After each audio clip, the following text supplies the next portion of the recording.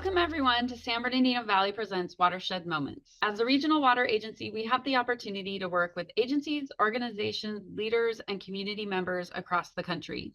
This is a podcast where we talk about the resource investments, innovation, and inspiration within the water community. In this episode, I have a lively conversation with the General Manager of the State Water Contractors, Jennifer Pierre. Please join us. Thank you, Jennifer Pierre, General Manager of the State Water Contractors. I am so excited to have you here with us today. I love talking with you. I have no idea where this conversation is going to go or end up, but it's always a fun journey speaking with you. Thank you.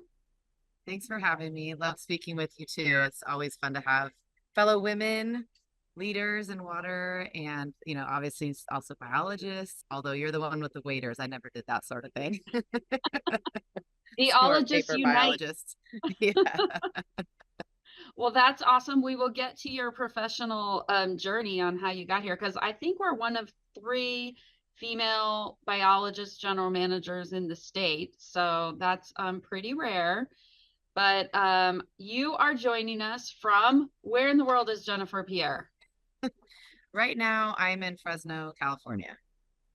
Ooh, big destination for everyone. Fresno. What were you doing in Fresno? I'm going to be, lecturer at Fresno State water policy class. Cool. So, yes. You're going I'll to be speaking at the Kern County Water Agency board meeting tomorrow. All right. So you're bringing in future generations of water leaders.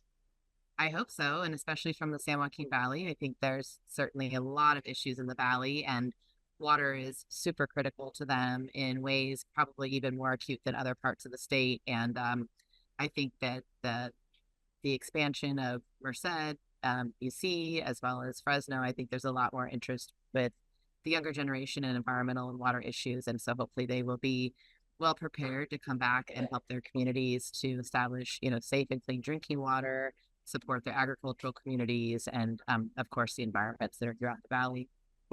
Well, that is so cool. Thanks for taking the time to do that. We all need to invest in the future, so that's exciting to hear. It's fun. I'm from Modesto, so being in the true Central Valley is always feels like being home. So it's nice. Awesome. And it's 81 degrees here right now, so it's really, really nice because I think it's pretty cloudy in Sacramento. So yes, we are actually getting some rain, both in Northern California and Southern California. So that's good news for us, at least from a water perspective. But, if you're sitting out in a park, less so. So thanks for joining us, no matter where you are. Appreciate it. Okay, so you said you're from Modesto. So let's just jump in. I like to get everyone's origin story because I find it so interesting how people come to California water. Like, it's usually not a straight path, actually, is what I found. So tell us about, where did you begin? How did you get into this? You said you're a biologist, but tell us, what was your journey to get here to be the GM of the State Water Contractors? Very unexpected, for sure, but I do love it and happy to be here.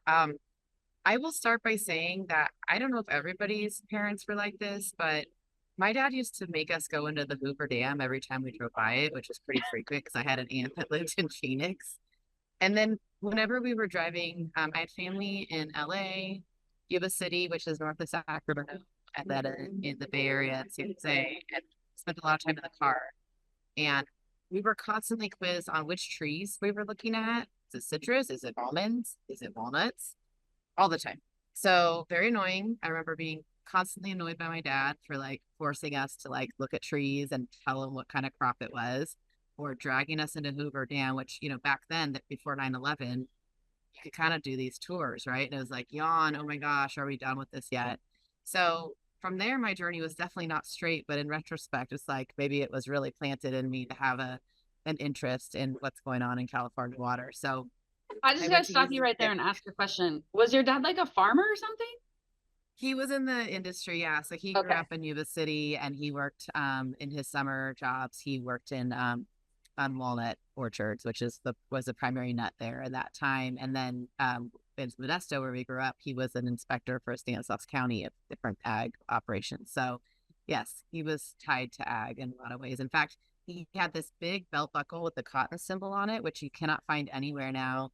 And I was in the Cotton Ginners Association of California's office a few months ago, and they they had one on display, and my dad's passed now. So, I mean, it was like this whole rush of my entire childhood because he had this huge belt buckle he'd walk around with and sometimes chase us with, but I was faster, so never got hit with it. I guess that makes more sense that he was in the industry because I was thinking about like I don't think most parents drive up the 5 and like ask their kids what the trees are, but I do always point out the elements of the state water contractor to my son as we go up the California Aqueduct Oh, and I yes. corridor.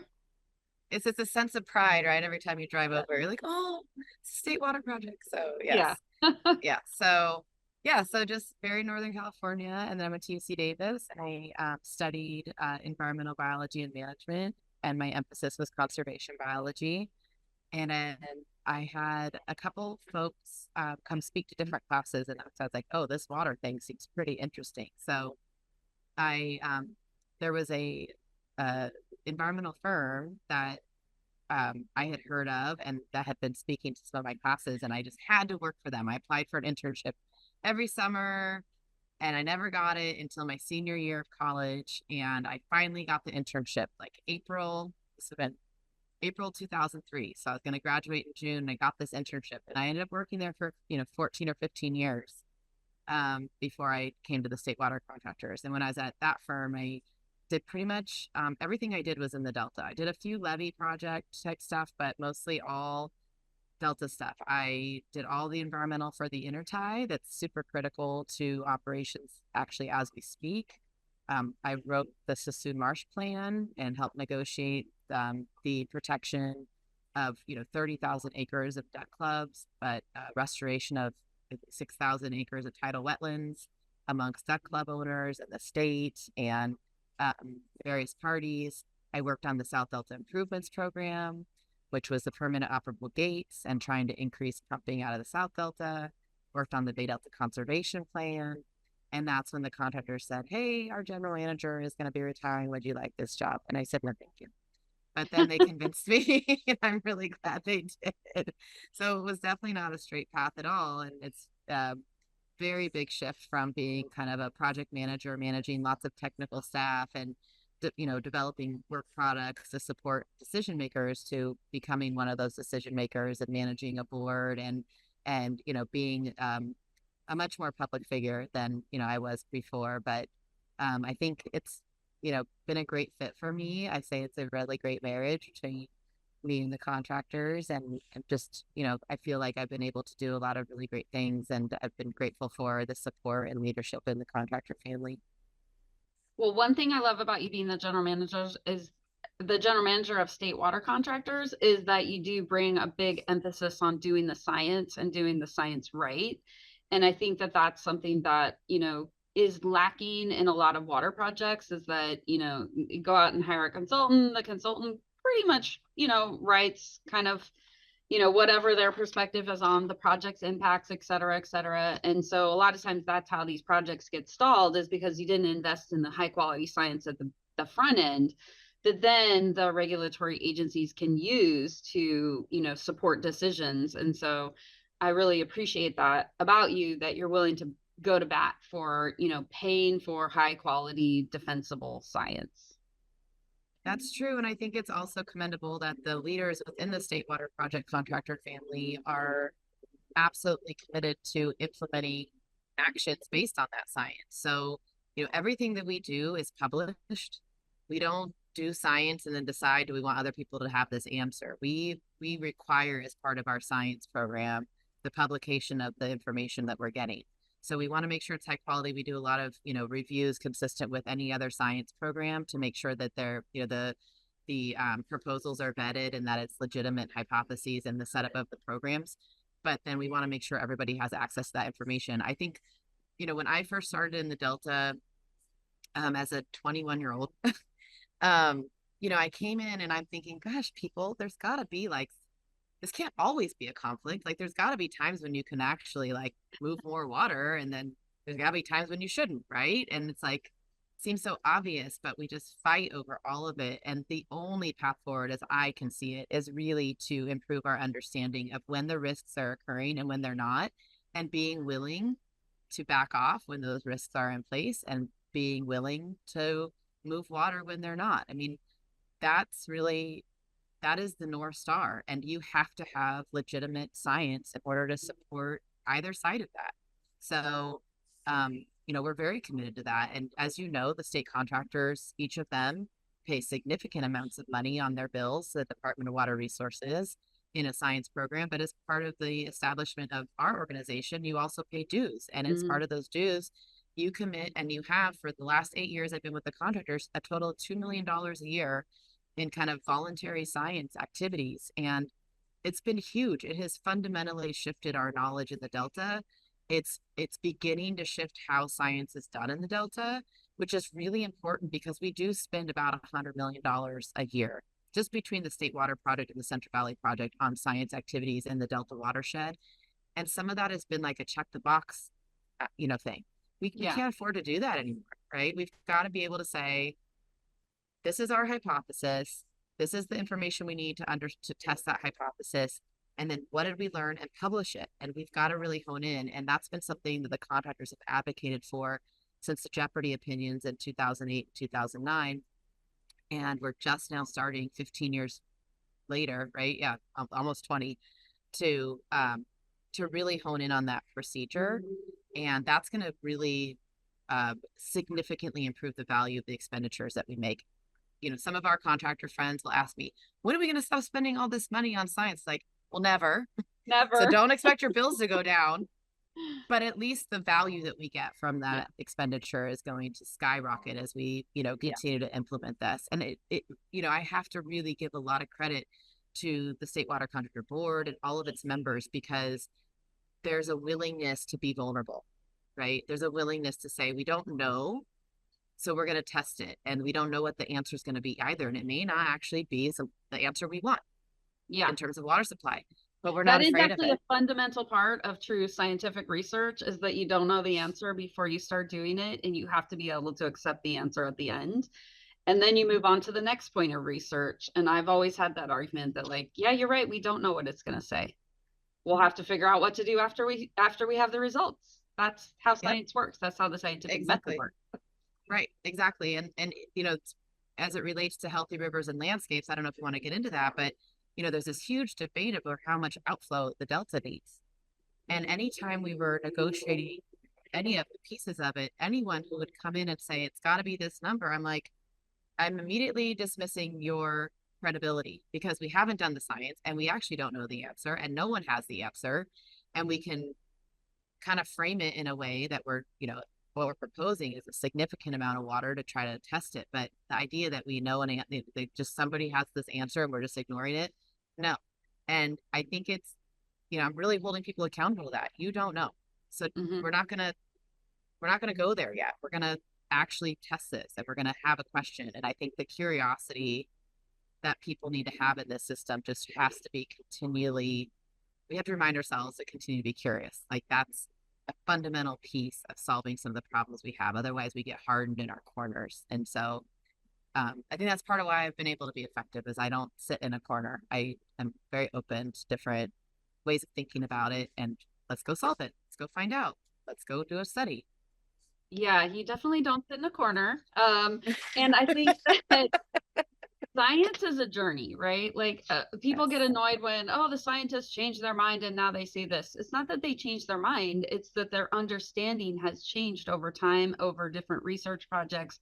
And so we can't look at science as like a destination. It really is like a journey over time of your understanding, and your understanding changes. The more you learn, the more questions you have, and that's just how science works. But I wanted to go back to when you said, so when you joined the contractor, so you were working as a scientist in the Delta, and what was that like when you went to go work as the general manager of the State Water Contractors, running the State Water Project, which does fundamentally take a lot of water from Northern California through the Delta to Southern California? Did you have like a moment of kind of, oh yikes, what have I done? Are those people not gonna like me anymore? Am I like, do I have have I turned to the dark side? Like, what did you think when you first got that job, and what did they think?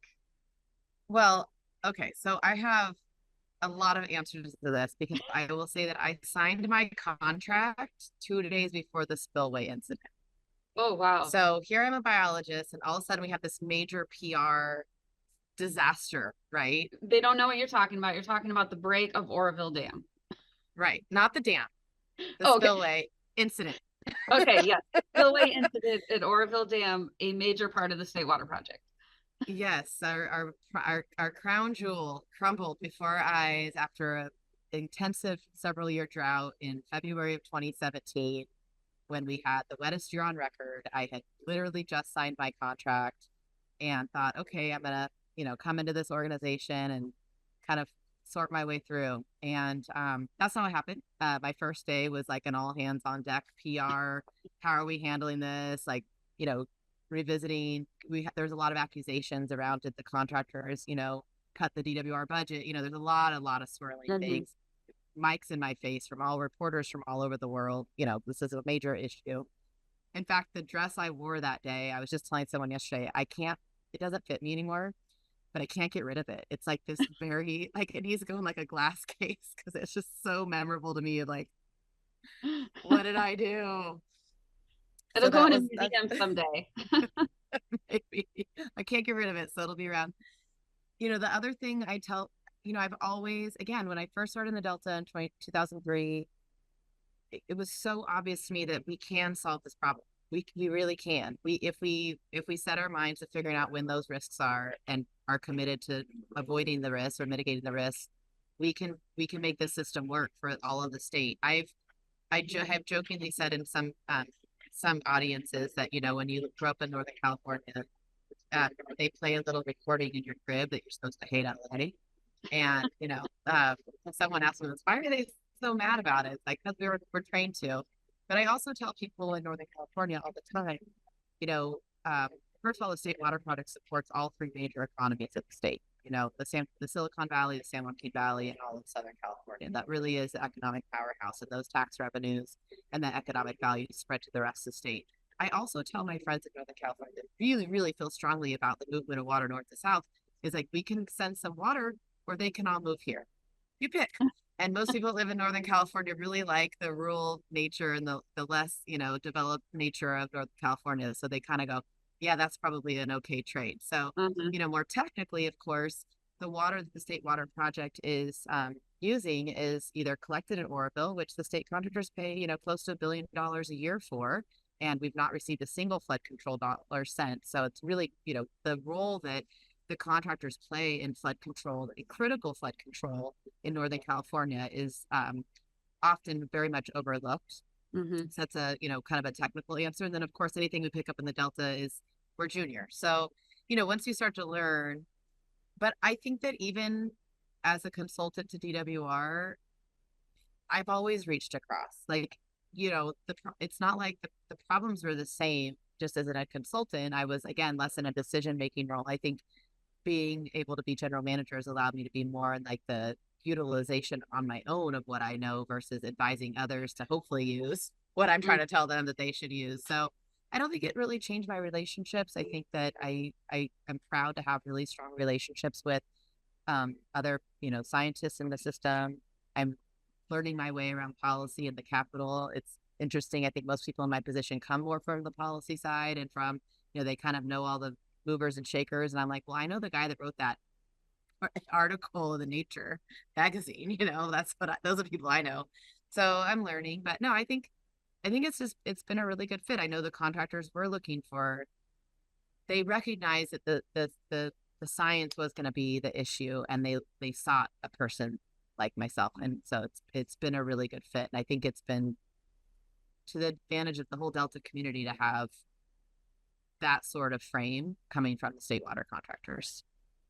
Yeah, I have a theory that I think that people from the scientific background, biologists, hydrologists, geologists, even, that we make good general managers because we are trained through our education process of getting scientific degrees that you don't know all the answers. And so you can plan something, but you are almost guaranteed to have something unexpected happen and you need to adaptively manage. And that doesn't mean that you didn't do it right, or that your design failed or whatever. It's just part of our training, is because you can't control what animals do, or all these things. And Right. so I think it's a good fit for the future to have people from these different backgrounds become general managers, because we just look at problems differently. The more diversity we have in these roles, the more conversations and viewpoints that we can have about,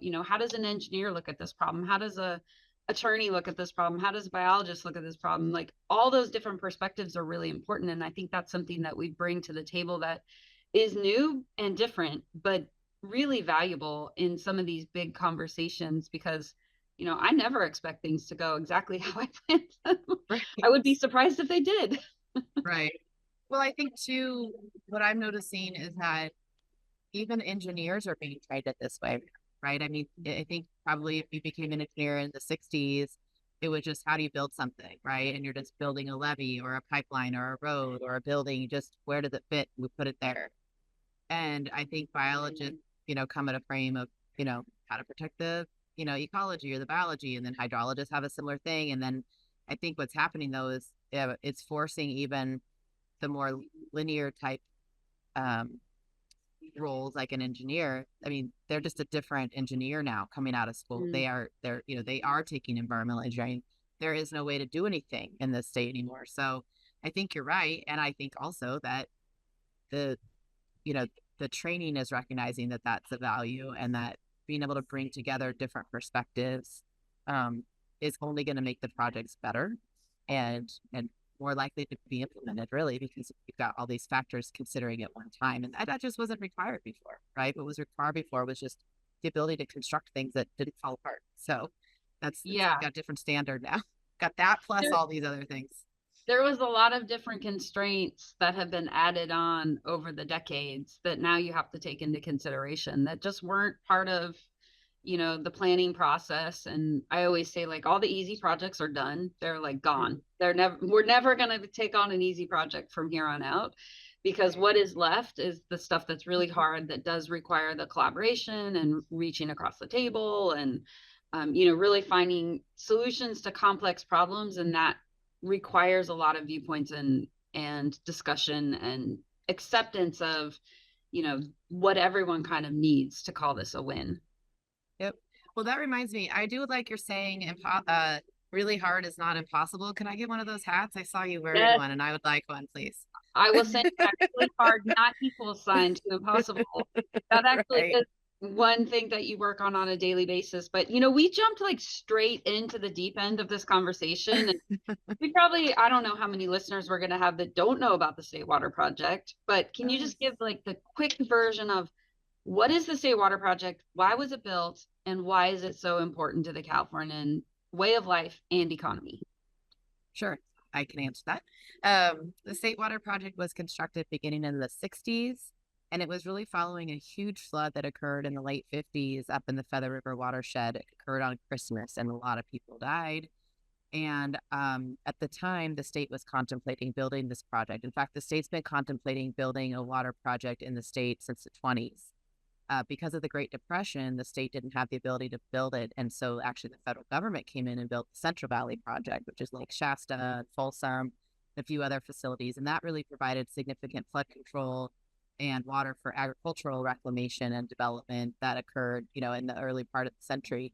As the post-war population growth began to occur, especially in Southern California, combined with the flood I mentioned on the Feather River, then Governor Brown really contemplated the state's really got to build its own facility. We've got to be able to serve these growing urban areas. We've got to not have this flood, risk happen anymore. So can we build Oroville, and can we create a, extensive system of hydropower, dams, pipes, canals, etc., to deliver water to these growing areas? So the State Water Project collects its water at Lake Oroville, which is on the Feather River, which is about an hour and a half, 2 hours drive north of Sacramento. The water flows from Lake Oroville, which is, by the way, the tallest dam in the United States, flows down the Feather River, down the Sacramento River into the Delta. And the Delta is officially named the San Francisco San Joaquin Bay, Sacramento San Joaquin Bay Delta. which is where the San Joaquin River and the Sacramento River meet. And when they meet together, they come and they flow out the Golden Gate. So without a map in front of me, I'm just trying to orient people to where the water goes. So when the water goes into the Delta, it either goes out the Golden Gate Bridge, it gets diverted by in-Delta water users, which are a number of cities and farmers, or it gets diverted into the State Water Project or the Central Valley pumps, which are located in the South Delta. And from there, they enter the California Aqueduct and the Delta Mendota Canal and the San Luis Reservoir. And for the State Water Project, we deliver to South Bay area, so the Silicon Valley, then to Central Coast, Santa Barbara, and then all the way down San Luis Obispo, Ventura, LA, San Diego County, Riverside, Kern County, Kings County. I'm sure I'm missing someone, and I'm very sorry if you're listening and I didn't name your county, but we do deliver to 27 million people. That's 1 in 12 Americans get about 30% of their water from the State Water Project. And we also deliver to the San Joaquin Valley, which is about, we help irrigate 750,000 acres of farmland. And if you don't know, California provides the vast majority of fresh fruits and vegetables. It's not just nut trees here. There are a lot of nuts, but they're a very important export. And farmers' ability to grow the variety of fruits and vegetables that we consume is because they're able to grow high-value crops like nuts that are for export, creates an ability for them to affordably manage their portfolio. So without the State Water Project service area, if you just looked at those areas where project water is delivered, we'd be the, oh, now I'm blinking. I think it's the 8th largest economy in the world. So where the entire state is the 5th, we would be the 8th, and I should probably check that so you can fact check me later. I'm blanking on that, but it's a significant driver. You can't have hospitals, schools, communities, jobs without the ability to deliver fresh, clean water. And for most of our contractors, it is the most affordable source of water. And part of that is because it was built in the 60s, and it's, it requires continued maintenance activities, and that's not always inexpensive, but I liken it to the difference between buying a new car or getting a new transmission. And in a lot of ways, keeping the State Water Project running is like doing your general maintenance versus buying a whole new system. So that, in this role, I'm a State Water Project girl, but as a water expert in the state, I would never argue that State Water Project's the only thing we should be focused on. And I think that is evident by all of the different water leaders throughout the state that are actively working on diversifying portfolios through conservation, desalination, recycled water, underground storage, above ground storage, partnerships, exchanges, you name it. But that is, going back to your question about, hesitation to take my job. One hesitation was, I'm only going to be talking about State Water Project. I really have a passion about all things water, but I am a little bit in a box around state projects. So I try to be clear that that's my role, but not, I would never advocate that that's a silver bullet or the only thing we should be doing. But it would be almost impossible to replace the State Water Project in the state. The volume of water it delivers cannot be conserved. We're talking about 3 Diamond Valley fulls a year on average. The State Water Project is delivering through its service area. That's just not. You don't get that from a desal plant. You don't get that from recycled water. It's not at the price of the State Water Project as well. Right. So have you ever done an analysis of how much tax revenue is sent to Sacramento by areas served by the State Water Project? I haven't, but that'd be pretty easy to do since DWR recently did the study that looked at the service area and the size of the economy. So certainly it would be very easy to figure out what the tax, what the gross tax revenues would be from the service areas. But again, Silicon Valley, San Joaquin Valley Ag, and all of Southern California. I mean, we're missing San Francisco.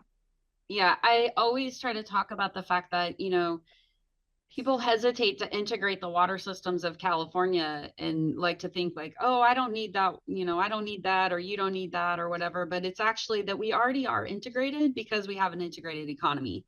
And we can't separate that out, right? Because we don't have the economic engines of Silicon Valley and Southern California and the Central Valley.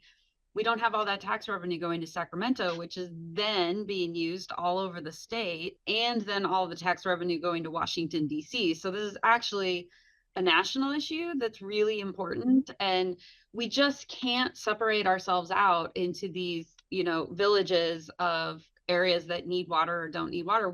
The entire state of California needs water to go to all of these different places.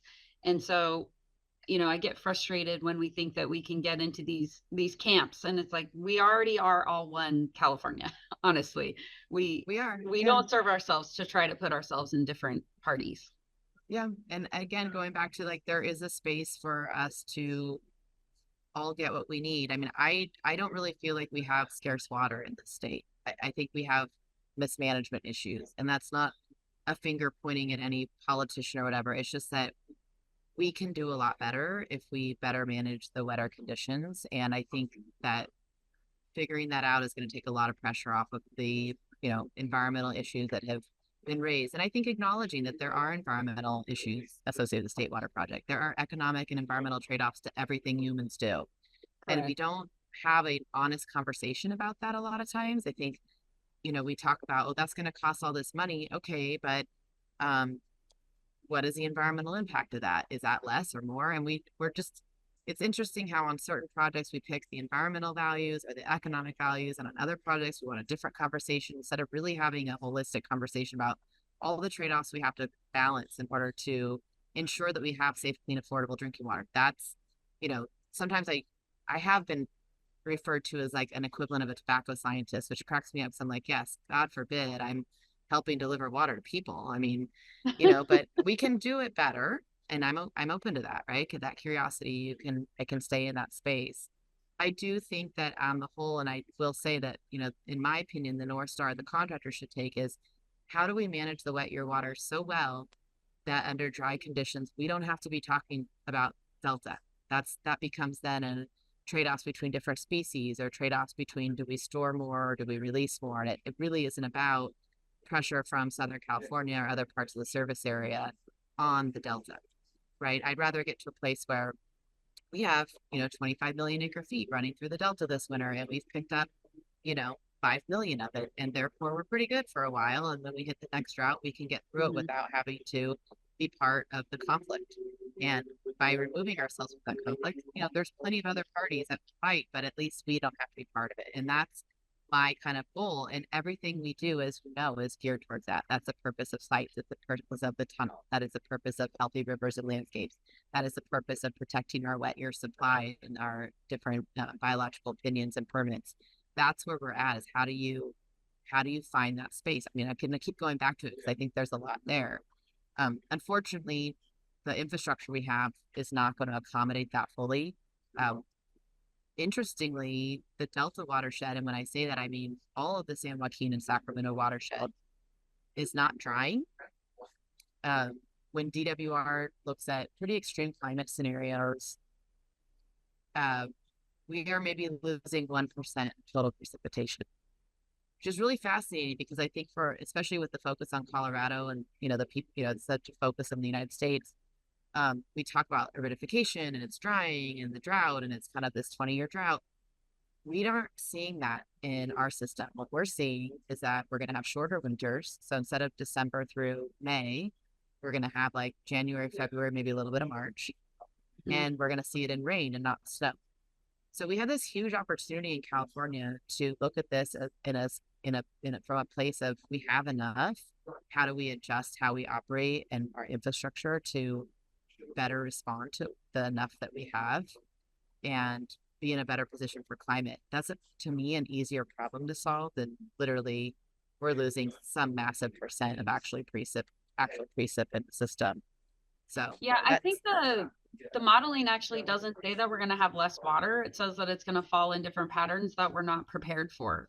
Right. So that means we need to build projects that can capture those huge atmospheric rivers that come through and store it and then release it later. Right. So that is a very different. I am worried though about the loss of snowpack, because I think there's a lot of ripple effects related to that we don't even know what the full extent of those impacts could be. If we do have a significantly, smaller snowpack in the Sierras, then we have, a lot of forest problems. We have higher fire risk. Then we might have, more turbid water coming down into the reservoirs, all those kinds of things.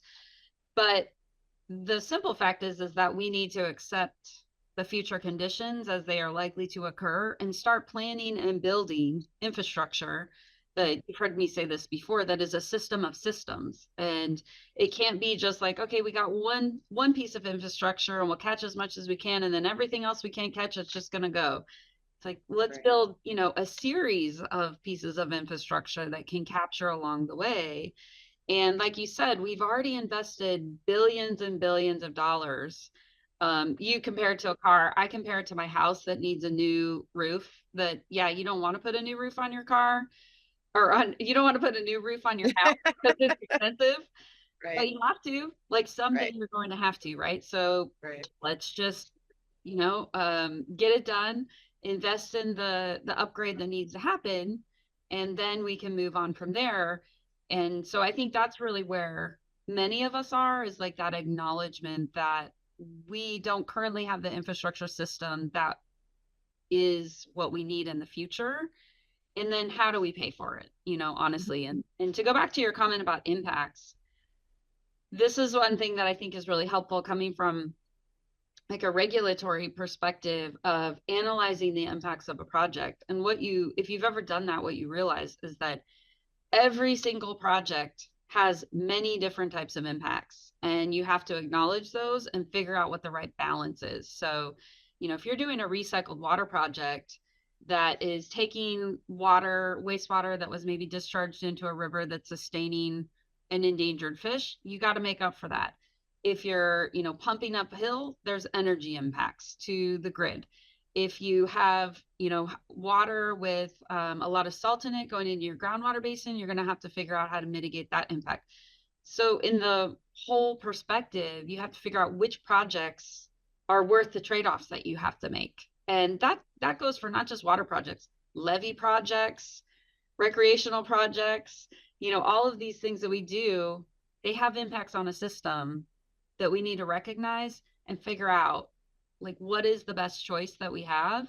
And there's never going to be, one party. I don't think in the future we'll never have it where one party gets everything that they want and the other parties get nothing that they want. Like, that's just not a realistic place to come at a negotiation. So I hope we get to that place where we're like, okay, these are all the trade-offs. What can we live with? What can we get for each of the parties sitting around the table that helps them get, incrementally further towards their goal, and find that open space that you talk about on projects. Yeah, and I think also recognizing that it's a different calculus for different agencies. I mean, where you're situated in the system and the different resources you have available to you in your geography is a huge driver. And I think it's easy, like kind of going back to the Northern California thing, just desalinate. They're right by the ocean. It's like, Heather, you're not really close to the ocean. I mean, that's a pretty expensive pipeline, right? But I think people lose sight of what that really means. And what do you really have available to you? You have Santa Ana, you have a groundwater basin, you have State Water Project, and you've got all these partnerships. How do you put all that together? And that's what you're doing. And I think that's a different set of actions than Kern's going to take, or that, Central Coast is going to take. And I think just recognizing that there's some base things we have to have. And I agree with you. I mean, I think the governor talks about Sites Reservoir. He talks about Delta Conveyance. He talks about groundwater storage. And all I want him to say is that all in one sentence. That's what we need, right? We need sites, Delta Conveyance, groundwater storage. And that really is this backbone system you're talking about, to collect the water, to move it when it's, rain on the ground, and then have this kind of extra storage. And sites will take a while to build, Delta Conveyance will take a while to build, but we can start building groundwater storage now. We have tons of space in the San Joaquin Valley, but we've also got a bunch of adjudicated groundwater basins all over the State Water Project service area. So you guys have been incredibly creative in how to make exchanges of transfers work by really tapping in not just to your own geographies and resources, but how do I move my State Water Project around in a way that really benefits all of California? I feel very strongly that any improvement anybody makes is an improvement to the entire system, because any flexibility, any additional storage, any additional conveyance just adds that much, another tool in the toolbox. Even if it's, quote unquote, controlled by one entity, it's still a part of the system. So I think that, I would say in the very near term, we need to focus on how do we implement some groundwater storage? Because I will say, and you know this, in 2017, wettest year on record, and then 2019, an above normal year, 2023, very, very wet throughout the state. In all 3 years, we were not able to take our full allocation. And the reason was we didn't have anywhere to put it. Yeah. And it's going to be really hard to build, we're not going to dam any more rivers. Like that's, I don't think so. Someone prove me wrong. That's fine. I'm not saying, I'm just saying, I don't think it's going to happen. It's really a lot more expensive to build above ground storage. And we've got Sigma issues and we've got groundwater quality issues, we have safe drinking water issues. I'm talking mostly about the San Joaquin Valley. We have this huge opportunity to figure out how do you use the surface water rights that the State Water Project has and a low storage capacity compared to the hydrology we have to basically figure out how to build inexpensive storage that can also address all these other kind of public priorities that we've identified. Like, I think it's insane that we have 1 million people in the San Joaquin Valley here where I'm sitting that don't have access to clean drinking water. Like, we're the 5th largest economy in the world. If you have 1 million people that don't have clean drinking water, this is a solvable problem. This is not a hard thing. So, but anyway, I'm getting on a tangent, but it is about partnerships. It's about recognizing there's some kind of low-hanging fruit, and I think just getting started. That is my motto. Let's just get started, by the way, because like it is that. about putting one foot in front of the other. Yeah. Let me ask you something, because you are on a tangent, but it's an important tangent. Sorry. So we're good enough friends. I feel like I could say that. So you have a lot of passion for problem solving, and I would say probably not a lot of tolerance for excuses. So what is it that drives you? Like, where does this passion come from that really drives you to be a change maker that, we don't see all the time in our California water community? Where do you think that comes from? I just think the solutions are right here, right? It's like we're in our own way. And so I'm just so motivated to like try to convince people like you can do this and we can do this. And this isn't actually, let's say easy, but again, I'll take your hat. It's not impossible. Yeah. So exactly. like we should be doing this. This is the right thing to do. I mean, I was born and raised in California. I've lived here my whole life. Like I believe in this state. And I just think that we can do so much better. And this is the one, there's a lot of public policy issues I have a lot of passion about. I happen to work in water. And I just feel like some of this stuff is really just us being in our own way. So it does take a lot of energy. I will say there's, on occasion, I have to step away and like regroup and take a minute, take a beat, get, build up the gas again in myself. But you can't work in this system without being optimistic. You've got to look for those opportunities and drive towards them. And I think that people are good, by nature, we're good, humans are good. They want to do good. They want to find the solution there. I mean, of course, we run into people that are like, no, no, no, no, no, no, no, and they'll come up with every excuse. But I think, it's fun to build coalitions. It's fun to find solutions. I mean, we can make differences. We are making differences. So that drives me. You really are. Thank you. Tell us how Delta Conveyance is going to get built. By engineers. Just kidding. So, every governor that comes into office since 2005 has promoted this project in one shape or form or another. And people have started to ask, what happens if the next governor comes in and doesn't support the project? And my answer is that if you're governing this state and you are seeing the data as we're seeing it, you can't not support this project.